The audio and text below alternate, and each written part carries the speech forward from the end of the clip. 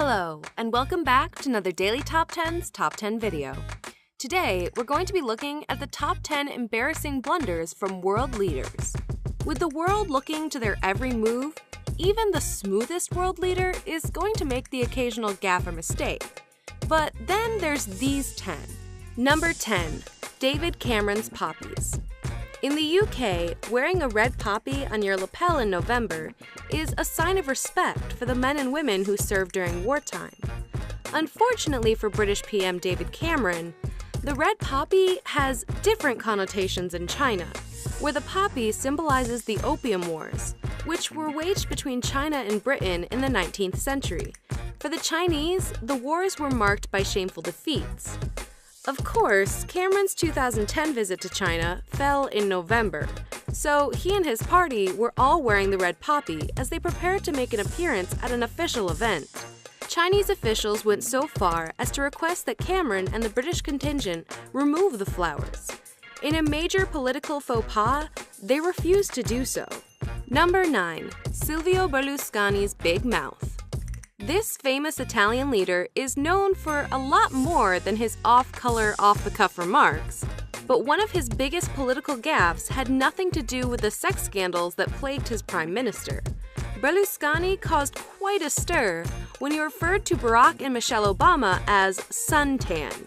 He didn't seem to see the problem. Number 8. Nicolas Sarkozy's lunch date.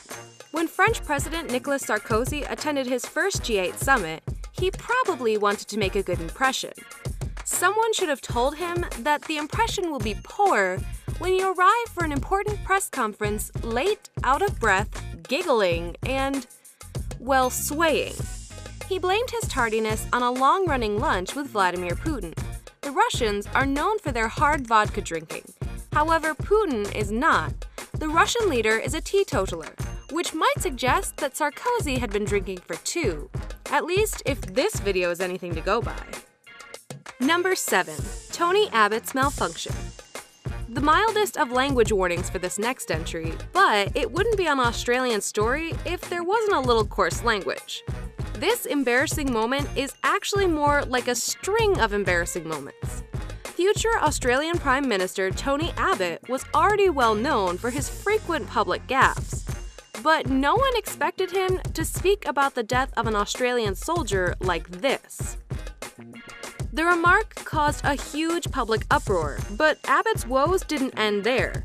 It's one thing to speak about something so tragic so casually. It's another to decide not to speak about it at all. When a reporter quizzed Abbott about his remarks, Abbott seemed to, well, malfunction. That's over 20 seconds of creepy, bobble-headed silence. The only reason this entry isn't higher on the countdown is that Abbott wasn't Prime Minister at the time of this blunder. Somehow, the Australian public would still elect him to that office 2 years later. No, he wasn't PM for long. Number 6. Boris Yeltsin dances. From a world leader who doesn't seem human to one who seems a little too eager to prove he was, here's Russian President Boris Yeltsin. And our only question here is, have you ever seen Boris Yeltsin dance? Between his drinking, his bellowing, and his general inappropriateness, Yeltsin was a bit of a walking embarrassing blunder machine. At least when he was dancing, the blundering was fun. Number 5. Ronald Reagan's joke. We now head from an entry in Russia to an entry about Russia. It was the height of the Cold War and the US president was preparing for a weekly radio national address. At least, he thought he was still in the preparation stage. He was actually already live. If he had known, maybe he wouldn't have led the broadcast with the following line, which he would later claim was a joke. Number 4. Gordon Brown's microphone. World leaders are under such scrutiny that you can almost forgive them for occasionally forgetting about the microphones that follow them around all day. Almost. During the 2010 UK election, Prime Minister Gordon Brown got cornered by a member of his electorate who wanted to give him a piece of her mind. So far, so normal. It was when Brown jumped into his car after the exchange and mouthed off about the voter that he got in trouble. because he had forgotten that the microphone attached to his lapel was still on. Number 3. Gerhard Schroeder's flame.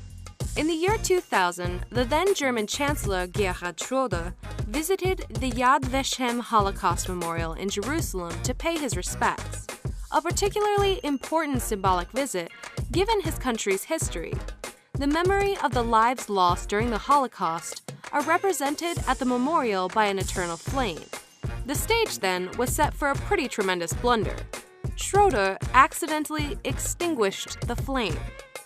Number 2. George H.W. Bush's illness. We have to have a little sympathy for George Bush Sr. here, but perhaps not as much as we have for the Japanese Prime Minister, Kiichi Miyazawa. Sometimes illness can really get the best of you, but you certainly hope never to get to the point when you're vomiting in your host's lap, particularly not if your host is a fellow world leader. Number 1. George W. Bush's accomplishment.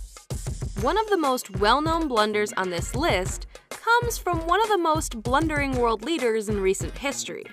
We're sure Donald Trump will give him a run for his money, but George Bush Jr. sure did keep the comedians busy for his 8 years in office. His most famous error, though, has to be his infamous Mission Accomplished speech. During a media op staged on an aircraft carrier, Bush declared that major combat operations in Iraq were ended, even though it was really the aircraft carrier crew's 10-month deployment that had ended and not the war.